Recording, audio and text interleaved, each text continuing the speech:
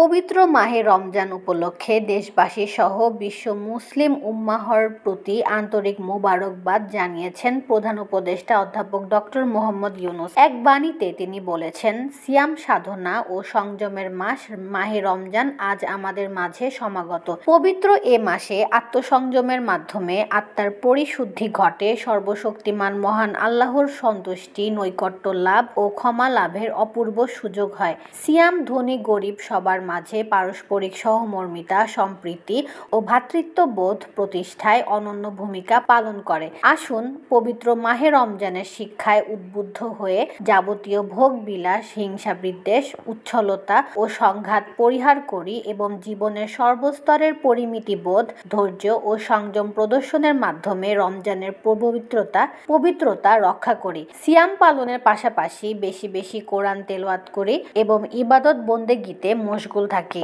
মহান আল্লাহ আমাদের জাতীয় জীবনে পবিত্র মাহে রমজানের শিক্ষা কার্যকর করার তৌফিক দান করুক। মাহে রমজান আমাদের জীবনে বয়ে আনুক অনাবিল শান্তি। মহান আল্লাহ তাআলা আমাদের সকলকে ক্ষমা ও হেফাজত করুন। আমিন।